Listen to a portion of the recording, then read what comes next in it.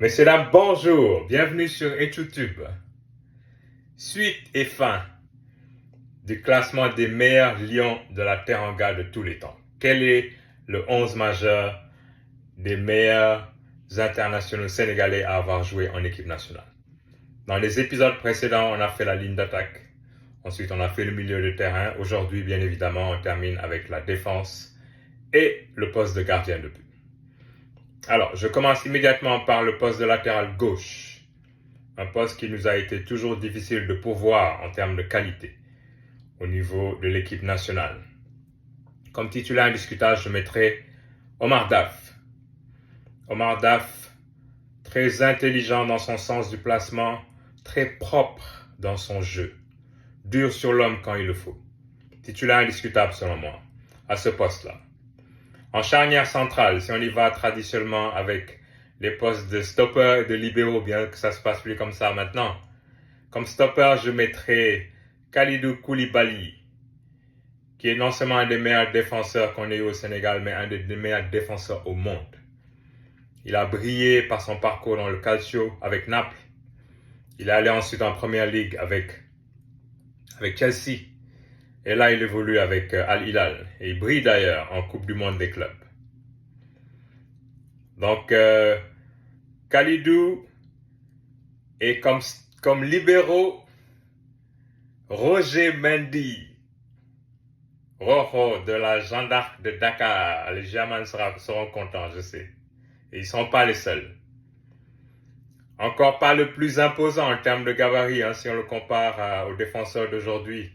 Mais excellent défenseur. Excellent dans le sens du placement. Qui a fait les beaux jours après la GIA de Toulon, de Monaco, où il a joué avec Emmanuel Petit. Une charnière excellente. Et il s'est retrouvé en Italie après à Pescara. Un des meilleurs défenseurs. Pour moi, un titulaire indiscutable en équipe nationale du Sénégal. Et comme arrière droit, c'est le tonique Ferdinand Coly, qui a muselé entre autres Thierry Henry lors de France-Sénégal en 2002. Une belle carrière dans le championnat de France, musclé dans le jeu, un excellent latéral droit. Ça, c'est ma première ligne de défense, avec comme goal Edouard Mendy, qui a été non seulement un des meilleurs goals du Sénégal, mais un des meilleurs goals au monde. Et dans le seul tort, c'est parfois dans les grands matchs à faire une erreur. Mais sinon, à part ça, c'est un excellent gardien de but. Dans première ligne, en remplacement, arrière gauche, j'aurais mis Saliou 6, parce que, encore une fois, il ne se bouscule pas à ce poste-là, les joueurs de qualité. Il a été auteur d'une CAN extraordinaire, mais dommage, un peu tardivement dans son parcours, il n'a pas pu enchaîner ça avec un bon club digne de ce rang. En défense centrale, Lamine Diatta m'a toujours laissé de bons souvenirs.